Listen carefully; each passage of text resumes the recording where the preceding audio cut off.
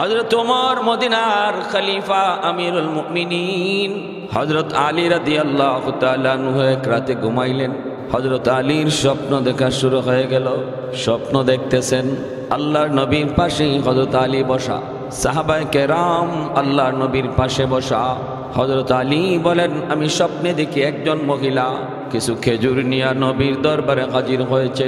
হাজির হয়ে আল্লাহর নবীকে বলতেছে, ইয়া রাসূলুল্লাহ, ইয়া হাবিবাল্লাহ, ওগো নবী, আমার বাগানের প্রথম খেজুর, আমার মন চাইল প্রথম খেজুরটা আমি আপনাকে দেব। এই খেজুরগুলি আপনি খান আর আপনার সাহাবায়ে কেরামের ভিতরে বন্টন করে দেন। আল্লাহর নবী খেজুর হাতে নিয়ে মায়ার নবী সাহাবায়ে কেরামদেরকে চারটা পাঁচটা করে সবাইকে দিচ্ছেন। কিন্তু আমি আলীর সামনে আইসাই নবী খেজুর দিলেন একটা। আমি বললাম, ইয়া রাসূলুল্লাহ, প্রশ্ন আর করি নাই, কোনো কথাও বলি নাই।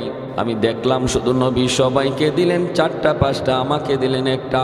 আমি আলী একটা খেজুর নিয়েই প্রশ্ন সারাই, কথা বলা সারাই মুখে দিয়ে দিলাম। মুখে দিয়ে খাইতেছি। এর ভিতরে আমার ঘুম ভেঙে গেল। ফজরের আজান, মসজিদে নববীর আজান আমার কানে ভেসে আসলো। আজান শোনা মাত্রই ঘুম ভেঙে গেল। ঘুম ভাঙ্গার পর দেখি আমার মুখে এখনো নবীর দেওয়া খেজুর আছে। সুবহানাল্লাহ, জুরে কোন। খেজুর খাইছেন বাস্তবে না স্বপ্নে?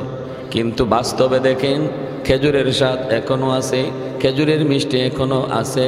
ভাইরা বন্ধুরা, হযরত আলী বলেন, আমি মসজিদে নববীর দিকে চলতে লাগলাম। ফজরের নামাজ হলো। হযরত ওমর আমাদেরকে নিয়ে তিনি বসলেন মসজিদে নববীতে। কথা বলতেছি হঠাৎ করে দেখি স্বপ্নে দেখা দৃশ্যের মতোই একজন মহিলা খেজুর নিয়ে আসতেছে। আইসে বলতেছে, আমিরুল মুমিনিন, এটা আমার বাগানের প্রথম ফসল, আমার বাগানের প্রথম ফল। মন চাইল আমি প্রথম ফলটা আপনাকে দেব, আপনি আপনার সঙ্গী সাথীদের নিয়ে তিনি খেজুর খাবেন। হযরত ওমর খেজুরটা হাতে নিলেন। আমার স্বপ্নের কথা মনে পড়ে গেল। মাত্র আজ রাত স্বপ্নে দেখেছি এইভাবেই আমি নবীর পাশে বসা ছিলাম, আর এইভাবেই মহিলা খেজুর নিয়ে এসেছিল। ঘটনা কি স্বপ্ন তো একরকম মনে হয়, একই ধরনের মনে হয়। একটু পরেই দেখি ওমর সবাইকে খেজুর দিতেছেন চারটা পাঁচটা করে। সবাইকে খেজুর দিলেন চারটা পাঁচটা করে। আমি আলীর কাছে আইসা বলতেছেন, আলী নেও তুমি একটা। আমি অবাক হয়ে গেলাম, স্বপ্নে তো এমনই ছিল, সবাই পাইল চারটা পাঁচটা, আমি আলী পাইলাম একটা। হ্যাঁ, এটা কেমন কথা? 100 স্বপ্নের সাথে মিলে গেল। আমি তো নবীকে প্রশ্ন করি নাই, আল্লাহর নবীকে কিছু জিজ্ঞেস করি নাই, কিন্তু ওমরকে জিগাইতে আমার কোনো অসুবিধা নাই। হযরত ওমরে জিজ্ঞেস করলাম, খলিফাতুল মুসলিমিন আমিরুল মুমিনিন সবাইকে দিলেন চারটা পাঁচটা করে, আমাকে একটা কেন? আমাকে যদি একটু বাড়ায় দিতেন আমিও খাইতাম, আমার হাসান হুসাইন খাইতো, ফাতেমা খাইতো, আমাকে কেন একটা দিলেন? সাথে সাথে হযরত ওমর মুস্কি হেসে বলতেছেন, আলী রে, আজ রাত মায়ার নবী যদি তোমাকে চারটা পাঁচটা দিতেন, আমি ওমরও তোমাকে চারটা পাঁচটা দিতাম। সুবহানাল্লাহ। হযরত আলী আজ রাত স্বপ্নে কি দেখছেন এই খবরও ওমরের আছে। কি মাকাম, কি মর্যাদা, কি সম্মান আল্লাহ পাক দিলেন, কি ছিলেন আর কোথায় নিয়ে আল্লাহ তারে তুললেন, একমাত্র আমার নবীর সোহবতের কারণে। এজন্য হযরত ওমর ওই মরুভূমির মাটির দিকে তাকায়া দর দর করে কাঁদতেছেন। সঙ্গী সাথীরাও ওমরের কান্না দেখে কাঁদতেছে। আর ওমর বলতেছেন, আমি তো একদিন এই মাঠেরই রাখাল ছিলাম, এই মাঠের রাখাল ছিলাম, কেউ আমাকে চিনত না। আমার নবীর সোহবত, আমার নবীর সঙ্গ পাওয়ার কারণে আল্লাহ আমাকে আজ এত দামি বানায় দিল। প্যারে হাজিরিন, এজন্য বলছি সোহবতটা অত্যন্ত অত্যন্ত গুরুত্বপূর্ণ একটি বিষয়, গুরুত্বপূর্ণ বিষয়। আমার সন্তান কার সাথে চলতেছে এটাও বাবা হিসাবে আমার দেখাশোনা করা একান্ত দায়িত্ব। মা হিসাবে দেখশন রাখা একান্ত দায়িত্ব। আমার সন্তান কার সাথে চলতেছে, কার সাথে সময় কাটাইতেছে, আমার ছোট বাচ্চাটা সেও কিভাবে সময় কাটাইতেছে এটাও খেয়াল রাখা দরকার। মোবাইলকে তার সঙ্গী বানিয়ে দিবেন, জীবন নষ্ট হয়ে যাবে। মা আপনি আপনার কাজে ফ্রি পাওয়ার জন্য সন্তানটা আপনাকে ডিস্টার্ব করে, এর থেকে বাঁচার জন্য হাতের মধ্যে মোবাইলটা ধরায় দিলেন, গেম দেখতে থাকলো। অবুঝ শিশু বাচ্চাটা কথা জানে না, বুঝ জানে না, কিন্তু মোবাইলের গেম তার হাতে ধরায় দিলেন, তার সঙ্গী বানায় দিলেন তার মোবাইলকে, সঙ্গী বানায় দিলেন তার গেমকে, সঙ্গী বানায় দিলেন বিভিন্ন নাচ ঢানকে। এই বাচ্চার জেহেনের ভিতরে, দেমাগের ভিতরে শিশুকাল থেকেই তার দেমাগ নষ্ট করার, তার চিন্তা চেতনা রুচি নষ্ট করার পিছনে মা দায়ী, বাবা দায়ী। সন্তান মোবাইল দেখতে দেখতে ব্রেন নষ্ট হয়, সন্তান মোবাইলের গেম দেখতে দেখতে মেধানো শক্তি নষ্ট হয়, এক পর্যায়ে পাগল হয়, ব্রেনে এফেক্ট করে বাচ্চাটারে। ঠিক পড়তো একটা পর্যায়ে মোবাইল হাত থেকে নেওয়া যায় না, মোবাইল না দিলে খায় না। অনেক বাচ্চা আছে মোবাইলে গেম দেখায় দেখায় খানা খাওয়াইতে হয়। এই অবস্থা যদি চলতে থাকে আমাদের সমাজের ম্যাক্সিমাম সন্তান প্রতিবন্ধী হয়ে যাবে। লিখে রাখেন, আপনার সন্তান প্রতিবন্ধী হবে। মোবাইলের নেশা থেকে যদি বাচ্চাদেরকে না বাঁচান, সেদিন আর কান্নাকাটি করেও কোনো লাভ হবে না। এর জন্য দায়ী মা, দায়ী বাবা। এই বয়সে বাচ্চাটার সঙ্গী হওয়ার কথা ছিল কায়দা, আমপারা, সিফারা। এই বয়সে সঙ্গী হওয়ার কথা ছিল কালিমায়ে তৈয়্যিবা। এই বয়সে বাচ্চাটার সঙ্গী হওয়ার কথা ছিল আল্লাহর নাম, রসুলের নাম। তা না করে আমরা বাপ মা মোবাইলের গেম হাতে ধরাই দিচ্ছি। কে দায়ী? জবাব দিব কি? কষ্ট হবে বাচ্চাকে নেশা থেকে ফিরাইতে। আল্লাহর দোহাই শুরুতেই এই কাম করবেন না। আর যদি কেউ করে থাকেন, খুব দ্রুত বাচ্চার হাত থেকে মোবাইল সরান, এই নেশা থেকে তারে বাঁচান। এটা মদের নেশা গাঞ্জার চেয়েও আরো ভয়ঙ্কর, আরো খতরনাক। গোটা মুসলিম উম্মাকে ধ্বংস করে দেওয়ার পায় তারা ইহুদিদের বহুত বড় চক্রান্ত। মোবাইলে যদ্দূর না উপকার মুসলিম জাতির হয়েছে, এর চেয়ে 1000 গুণ ক্ষতি হয়েছে মুসলমান ইমানদারের। ওদের কি? ওরা তো পরকাল বিশ্বাসী করে না, মরণের পরে কি আছে তাও জানে না। দুনিয়াতে খাইবো, পরবো, মদ খাইবো, গাঞ্জা খাইবো, আজ রাত এই জায়গায়, অমুক রাত অমুক জায়গায়, আজ রাস্তায়, কাল এরকম পার্কে, এভাবে রাত কাটায় দিন শেষ করবে। মদ খাবে, গাঞ্জা খাবে, কখনো গাড়িতে উঠবে, কখনো নামবে, কখনো বিমানে উঠবে, কখনো নামবে। এই হলো এদের হালত। মরলাম তো শেষ। কিন্তু আমরা তো তা মনে করি না। ইমানদার তো বিশ্বাস করে মরলেই শেষ নয়, মরার পরেই জীবনের শুরু মাত্র। দুনিয়ার এই স্বপ্ন 60-70 বছরের স্বপ্নের মধ্যে তুমি ছিলা। একজন মানুষ সারা রাত ঘুমায়, 10 মিনিট স্বপ্ন দেখে। এই স্বপ্নের যেমন কোনো বাস্তবতা নাই, ঘুমটাই তার বাস্তবতা, রাতটাই তার বাস্তবতা, সিরা খাতা আর বালিশটাই হলো তার বাস্তবতা। স্বপ্নে দেখেছে রাজ বাড়িতে সে ঘুমায়, সব ছিল তার ধোঁকা। একজন মানুষ মৃত্যুর পর বুঝবে দুনিয়ার 60 বছরের জীবন শুধুমাত্রই একটা ধোঁকা ছিল, এর কোনোই বাস্তবতা নাই। বাস্তবতা এখন থেকে শুরু হলো মাত্র। এটা তো ইমানদার বিশ্বাস করে, এটা তো ইমানদার বিশ্বাস করে। তাহলে আমাদের চলা, আমাদের কালচার, আমাদের নীতি ওদের মতো হতে পারে না, এক হতেই পারে না।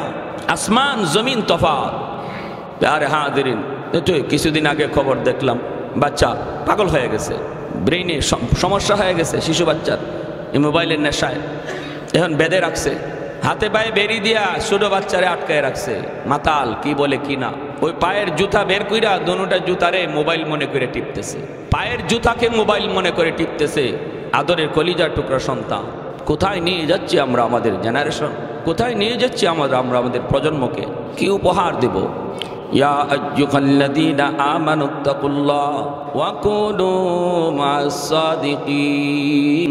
এজন্য মনে রাখবেন দুনিয়ার জীবনেও আমি সময় কোন কাজে ব্যয় করব, সময় কোন কাজে ব্যয় করব, কার সাথে ব্যয় করব, এটা অত্যন্ত জরুরি বিষয়। আমার সন্তানের দিকে খেয়াল রাখা এটাও বাপমার বহুত বড় জিম্মাদারি, বহুত বড় দায়িত্ব, বহুত বড় দায়িত্ব।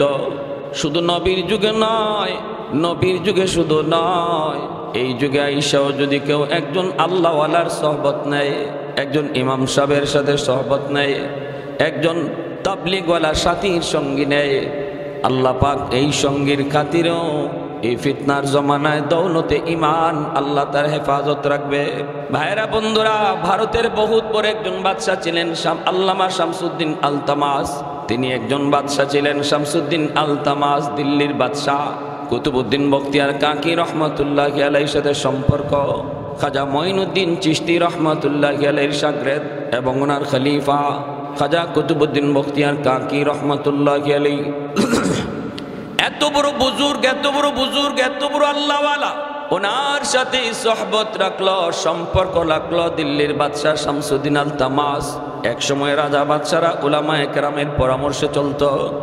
রাজ দরবারে উলামায়ে কেরামকে রাখতো, কারণ উলামায়ে কেরামের জেহেনের ভিতরে আল্লাহ দুনিয়ার জ্ঞান আখিরাতের জ্ঞান দুনো জ্ঞান দান করেন। এজন্য উলামায়ে কেরাম জাতির জন্য রহমত। কোরআন হলো জগতের জন্য রহমত, উলামায়ে কেরাম হলো জাতির জন্য রহমত, দেশের জন্য রহমত। এই কথাটা অতীতের অনেক রাজা বাদশারাই স্বীকার করত, মানত এবং বুঝত। এজন্য রাজ দরবারে উলামায়ে কেরামের আলাদা মর্যাদা ছিল, আলাদা সম্মান ছিল। শামসুদ্দিন আলতামাস, খাজা কুতুবউদ্দিন বখতিয়ার কাকি রহমাতুল্লাহি আলাইহির অনেক বড় ফেদা, অনেক বড় ভক্ত। সোহবত পেয়ে গেলেন আল্লাহওয়ালার। বাদশার জীবন পরিবর্তন হয়ে গেল। একজন বাদশা এত বড় দায়িত্বশীল, কিন্তু জীবন পরিবর্তন হয়ে গেল। ইনসাফের সাথে সমাজ চালায়, বিচার কাজে ইনসাফ করে, মানুষের আমানতদারি রক্ষা করে, ওয়াদার বরখেলাফি করে না, জনগণের হক নষ্ট করে না, জুলুম নির্যাতন করে না। এইভাবেই চলছে। বাদশার যখন মৃত্যুর সময় কাছে যায়, তখন বাদশাহ ঘোষণা, বাদশাহ নয়, কুতুবউদ্দিন বখতিয়ার কাকি রহমাতুল্লাহি আলাইহি তিনি যখন ইন্তেকালের সময় হয়ে গেল, সন্তানদেরকে ডেকে বলতেছেন, বাবারা আমাকে মাঠে হাজির করবা জানাজার জন্য। হাজারো ভক্তবৃন্দ আসবে জানাজা পড়ার জন্য, কিন্তু আমার জানাজার ইমামতি কে করবে? তোমরা বলবা না ইমামতি কে করবে, আমি নিজে বলে যাব। যার মধ্যে 4টা গুণ পাইবা, 4টা গুণ, তারে দিয়া আমার জানাজার নামাজ পড়াইবা। হাজারো লক্ষ মানুষের ভিতরে যার মধ্যে 4টা আমল পাইবা, সে তারে দিয়া জানাজার নামাজ পড়াইবা, তারে দিয়া জানাজার নামাজ পড়াইবা। কি সেই 4 গুণ, কি সেই 4টা আমল? সন্তান জানতে চায়, শাগরিদান মুরিদান তারা জানতে চায়। 1 নম্বরে আল্লাহর ওলি বলেন, যার জীবনে কোনোদিন নামাজ, 1 ওয়াক্ত নামাজ জীবনে কোনোদিন তার কাজা হয় নাই বালেগ হওয়ার পর থেকে নিয়া। 2 নম্বর হলো যার জীবনে কোনোদিন আসরের 4 রাকাত সুন্নত নামাজ তরক হয় নাই, আসরের 4 রাকাত সুন্নত নামাজ তরক হয় নাই। 3 নম্বর হলো যার জীবনে কোনোদিন তাহাজ্জুদের নামাজ ফৌত হয় নাই। 4 নম্বর হলো যার জীবনে কোনোদিন বেগানা নারীর দিকে নজর পড়ে না। 4টা লাগতো না, 1টা যদি খালি খোঁজা হয়। আমাদের মাঝে 4টা না, শুধু 1টা আমল যদি খোঁজা হয়, হাজারো লক্ষ মানুষ খুঁজো, একজন পাওয়া যাবে কিনা সন্দেহ আছে। বালেগ হওয়ার পর থেকে নিয়ে জীবনে কোনোদিন জামাত তরক হয় নাই, জীবনে কোনোদিন জামাত তরক হয় নাই, এমন 1টা গুণ যদি তালাশ করা হয়, বাংলাদেশ নয় হাজারো লক্ষ মানুষের ভিতরে খুঁজে পাওয়া যাবে না। 2 নম্বর ছিল আসরের 4 রাকাত সুন্নত নামাজ, জীবনে কোনোদিন তার তরক হয় নাই। অথচ আসরের 4 রাকাত সুন্নত নামাজ হলো গায়রে মুআক্কাদা, সুন্নতে জায়েদা, পড়লে সওয়াব, না পড়লে গুনাহ নাই। আমরা তো পড়ি না, না পড়ার অভ্যাসটাই আমাদের বেশি। পড়ি তো আমরা মাঝে মাঝে পড়ি, কিন্তু শর্ত হলো যার জিন্দিগিতে কোনোদিন আসরের 4 রাকাত সুন্নত তরক হয় নাই। কারণ হাদিস শরীফ আল্লাহর নবী বলেন, আসরের 4 রাকাত সুন্নত, যদিও সেটা সুন্নতে জায়েদা, কিন্তু এই সুন্নতের মর্যাদা আল্লাহর কাছে অনেক বেশি। যে মানুষটা আসরের সুন্নত নামাজ পড়ে, তার উপরে নবী বলেন রহমত বৃষ্টির মতো নাজিল হইতে থাকে। 3 নাম্বার, জীবনে কোনোদিন তাহাজ্জুদ ফৌত হয় নাই। তাহাজ্জুদ কোন টাইমে পড়ে? ফজরের আগে, ঠিক না? আমাদের তাহাজ্জুদের খবর আসবে কোত্থেকে? ফজরের হিসাব যদি নেই, তাই তো খবরে মিলবে না। তাহাজ্জুদ তো বহু দূরে, কিন্তু ওনার জীবনে কোনোদিন তাহাজ্জুদ ফৌত হয় নাই। এরপরে বেগানা নারীর দিকে যদি কখনো অনিচ্ছায় নজর পড়ছে, সাথে সাথে নজর ফিরাই নিছে। মা মিন মুসলিমিন ইয়ানজুরু ইলা মাহাসিন ইমরাতিন আউয়ালা মাররা সুম্মা ইয়াগুদ্দু বাসারা ইল্লা আহদাসাল্লাহু লাহু ইবাদাতান ইয়াজিদু হালাওয়াতাহা। নবীজি বলেন, কোন সুন্দরী নারীর দিকে নজর পড়া মাত্রই যে যুবক তার সাথে সাথে চোখটা ফিরিয়ে নেয়, আল্লাহ তার যাবতীয় আমলের মধ্যে এমন মজা তৈরি করে দেয়। হালাওয়াতে ঈমান কাকে বলে? হাদিসের ব্যাখ্যায় বহু মুহাদ্দিসিনে কেরাম এমন লেখছেন, মিষ্টি খাওয়ার পরে জিহ্বায় যেমন মিষ্টির অনুভব হয়, ঠিক তেমনি ইবাদতের মধ্যে আল্লাহ এমন মজা লাগাইয়া দেয়। সুবহানাল্লাহ। আমাদের নামাজে মজা নাই। জামাত কখন শুরু হইব, কখন মসজিদ থেকে বের হব, শুধু খালি গড়ি আর গড়ি। 1 মিনিট যদি ওভার হয়ে যায়, পিছনে কতজনে যে তাকায়। পিছনে তাকানো অর্থটা হইলো আমার আর ভাল লাগতেছে না, হুজুর কই, টাইম তো হয়ে গেল, হুজুর কই, নামাজ হয় না কেন তাড়াতাড়ি, আমি তাড়াতাড়ি বাইরই না কেন, নামাজ হয় না কেন, আর আমি তাড়াতাড়ি বের হতে পারি না কেন। এটা হলো টাইম হওয়ার লগে লগে পিছনে তাকানোর লক্ষণ, এটা আলামত। আর যে মানুষটা মনে করে আমি আল্লাহর ঘরে ঢুকছি আল্লাহকে পাওয়ার জন্য, যতক্ষণ থাকি অতক্ষণই সওয়াব আর শান্তি, আমি জান্নাতে আছি, সে এভাবে বারবার ডাইনে বামে তাকাবে না। কে আইলো, কে গেল, কে বইল, কে খারাইলো, কে সুইচ দিল, কে অফ করলো, শান্তি নাই অন্তরে, শান্তি নাই, শান্তি নাই। আল্লাহর দোহাই এমন করবেন না। এই ধরনের আলামত বোঝা যায় যে আপনারে ঠেলাইয়া ধাক্কাইয়া কেউ মসজিদে পাঠাইছে, আপনারে কেউ ভয়ভীতি দেখায় মসজিদে পাঠাইছে, আর আসছেন কিছু সময়ের জন্য ওই তারে সান্ত্বনা দেওয়ার জন্য, যে ভাই আমি গেছিলাম, বা ঘরে ম্যাডামরে বলছেন আমি গেছিলাম, মসজিদে গেছিলাম, তুমি তসনস করো না, এত উতাল পাতাল, আমি মসজিদে গেছি, নামাজ পড়ছি। আপনার আলামত বোঝায় এটা। আর যদি আল্লাহকে পাওয়ার জন্য মসজিদে আসি, তাহলে এত তাড়াহুড়া না করি, এত তাড়াহুড়া না করি। এখনো মদিনার মসজিদে জামাত কয়টায় খারাপে কেউ জানে না, সেটা আল্লাহ নবীর জমানা থেকে চলে আসছে। এখনো হারেম শরীফে জামাত কয়টায় দাঁড়াবে কেউ জানে না। মসজিদে কোনো এই ধরনের ঘড়ির মধ্যে কোনো কাটাই নাই যে জামাতের টাইম, এত আজানের টাইম, আজানের জোহরের আজান 12:30টায়, 12টায়, একটা আসরের আজান 4টায়। ও ভাই জামাত কয়টায়, বলে জানি না। তো কখন, কয় যখন ইমাম সাহেব আসবে তখন। বুঝে আসছে, যখন ইমাম সাহেব আসবে তখন জামাতের টাইম, বলে নাই। এই হলো সিস্টেম, এই হলো ইসলামের রীতি। তারপরে আমরা একটা নির্ধারিত টাইম রাখি, আনুমানিক ধারণা 1 মিনিট 2 মিনিট এদিক সেদিক হতে পারে না, কেন এত তারা কেন? হ্যাঁ, যে লোকটা নজর হেফাজত করে, নজর হেফাজত করে, আল্লাহ তার অন্তরে হালাওয়াতে ইমান দান করে, নামাজ পড়ে মজা পাবে। এই যে ঠান্ডা মস্তিষ্করা, মস্তিষ্ক চাইয়া বইয়া থাকা, জিকির করা, এটা কার দ্বারা সম্ভব জানেন? নবীজির হাদিস বলে, যার বাহিরে চোখের হেফাজত আছে, রাস্তাঘাটে যার চোখের হেফাজত আছে, সে মসজিদে এসে তাড়াহুড়া করবে না, মসজিদে তাড়াহুড়া করবে না, ঘড়ির দিকে তাকাবে না, হুজুর কোথায় ডাক দিবে না। যার বাহিরে নজরের হেফাজত আছে, কারণ তার অন্তরে আল্লাহ হালাওয়াতে ইমান দান করছেন, আমলের মজা পাবে, স্বাদ পাবে। কেমন? কয় মিষ্টি খাইলে যেমন, ওই রকম মজাই পাবে সে নামাজের মধ্যে, বসে থাকার মধ্যে, জিকির করার মধ্যে। তো এখন দেখা যায় জানাজার টাইম হয়ে গেল, এখন জানাজা পড়ানোর জন্য মাইকিং করা হচ্ছে, হাজারো মানুষ ময়দানে হাজির, মাইকিং করা হচ্ছে। এখন ওনার সন্তানেরা, ওনার সাগরিদেরা, ওনারাও অবাক যে সন্তানরা বলে আব্বা যে এই ওসিয়ত করে গেলেন, 4 আমল যার মধ্যে পাওয়া যায় সে জানাজা দিবে। হ্যাঁ, এমন মানুষ কে আছে? হ্যাঁ, এমন মানুষ কে আছে? আরেকজনে কয় থাকবে না তো উনি শর্ত লাগাবেন কেন? অবশ্যই আছে, এটা উনি জানতেন। যেরকম সুবহানাল্লাহ, এটা উনি জানতেন, এজন্যই শর্ত লাগায়া গেছেন। অবশ্যই আছে, এলান করো। এলান করা হলো, লক্ষ মানুষ ময়দানে হাজির। খাজা কুতুবউদ্দিন বখতিয়ার কাকি রহমতুল্লাহ আলাইহি, ওনার জানাজা, ভারতের বহুত বড় হুজুর। এখন জানাজায় কেউ তো উঠে না, কেউ উঠে না। বারবার এলান করা হচ্ছে, আল্লাহর কোন বান্দা এমন আছো যার জীবনে কোনোদিন জামাত তরক নাই, যার জীবনে কোনোদিন আসরের সুন্নত কাজা নাই, যার জীবনে কোনোদিন তাহাজ্জুদ ফত নাই, যার জীবনে বেগানা নারীর দিকে নজর নাই, কে আছো এমন? আয়েশা জানাজা পড়াও। কেউ উঠে না, কেউ উঠে না।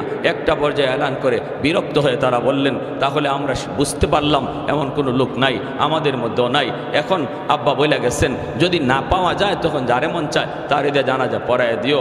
যেই মাত্র বলছে এখন আমরা সিদ্ধান্ত নিব যে কেউ একজন জানাজা পড়াবে, হঠাৎ করে একজন মানুষ মুখটা ঢাইকা, চেহারাটা ঢাইকা, এরকমভাবে রুমাল দিয়ে ঢাইকা সামনের দিকে আগাইতেছে আর বলতেছে, কুতুবউদ্দিনের সন্তানেরা দাঁড়াও, আমি জানাজার নামাজ পড়াবো। সুবহানাল্লাহ, কে সেই মানুষ? হাজারো লক্ষ মানুষ চেহারা দেখার জন্য অস্থির। কে সেই মানুষ?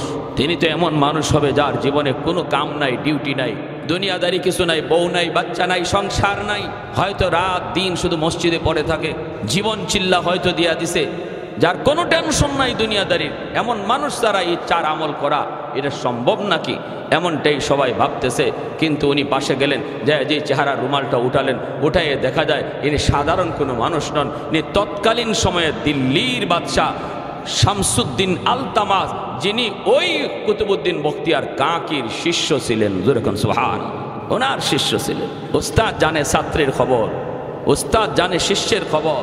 তারপরে যাইয়েই লাশটার সামনে যাইয়েই শামসুদ্দিন আলতামাস চেহারার উপর থেকে কাপড়টা সরায় দিলেন।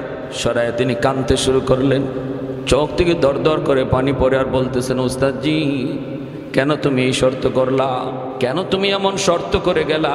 আমি তো চাইছিলাম আমার এই গোপন আমল যেন আর কেউ না জানে, আমি জানি আর আমার আল্লাহ যেন জানে। যেরকম সুবহানাল্লাহ। গোপন আমল তো আমার আল্লাহর কাছে অধিক প্রিয়। তুমি তো বলছো, কেন তুমি শর্ত লাগাইলা? যেই শর্তের কারণে আজ আমাকে হাজারো মানুষের সামনে প্রমাণ দিতে হলো। কেন তুমি এমন শর্ত করলা? যদি আমি আমার আমল প্রকাশ পাওয়ার কারণে যদি আমার পুরস্কার আল্লাহর কাছে কোনো কিছু কম হয়, এর জন্য আমি তোমাকে দায়ী করব, তোমাকে দায়ী করব। এই বইলা তিনি বলেন, জানাজা রেডি করো। সাথে সাথে জানাজার নামাজ তিনি পড়ায় দিলেন। যেরকম সুবহানাল্লাহ। এত বড় দায়িত্বশীল, দেশের বাদশাহী লইয়া, দেশের দায়িত্ব লইয়া যদি তিনি পারলেন, তার চেয়ে বড় দায়িত্ব, বেশি দায়িত্ব আমার না, আপনার না। তার চেয়ে বেশি জিম্মাদারি তো আমার আপনার কাঁধে না। তাহলে আমি আপনি পারবো না কেন? আমি আপনি পারবো না কেন? চারটা না পারি অন্তত একটা করার চেষ্টা করি, যে বাকি জীবন আল্লাহ যেন আমাদেরকে জামাতের সাথে নামাজ পড়ার তৌফিক দেয়, এই নিয়তটা করি। অথবা নিয়ত করি, আল্লাহ আমি বাকি জীবন যেন আসরের সুন্নত নামাজটা পড়তে পারি, আমি আজান হওয়ার আগেই যেন মসজিদে হাজির হতে পারি, আসরের সুন্নতটা যেন আমার জীবনে আর কোনোদিন তরক না হয়। অথবা এই নিয়ত করি, শক্ত নিয়ত, ওলি হওয়ার লাইনে যে আমলটা সবচেয়ে বেশি আগায়া সেটা হলো তাহাজ্জুদ। আল্লাহ আমি যেন তাহাজ্জুদে নামাজ পড়তে পারি। বেগানা নারীর দিকে নজর আজ থেকে আর জমায়া রাখবো না। যদি অনিচ্ছাকৃত নজর পড়ে যায়, সাথে সাথে নজরটা ফিরিয়ে নেব। এই নিয়তটা করতে পারি না ইনশাআল্লাহ? আল্লাহ আমাদের সবাইকে আমল করার তৌফিক দান করুন। আর ভালো মানুষের সাথে চলি, ভালো মানুষকে সঙ্গী বানাই। যারা আল্লাহর কাজে চলতেছে, দিনের পথে চলতেছে, দিনের লাইনে চলতেছে, তাদেরকেই সাথী বানাই, তাদের সাথেই সময় কাটাই। আর খারাপ বন্ধুদের সঙ্গ এখন থেকেই সারার চেষ্টা করে দেই। বেনামাজি মানুষের সাথে, যা গীবতখোর মানুষ, যারা পরনিন্দা করে, গীবত করে, চর্চা করে, অহেতুক ফালতু কথা কয়, তাদের সঙ্গটা আস্তে আস্তে ছেড়ে দেওয়ার চেষ্টা করি। আল্লাহ আমাদের সবাইকে আমল করার তৌফিক দান করুন। যারা সুন্নত পড়ি নাই 4 রাকাত কবলার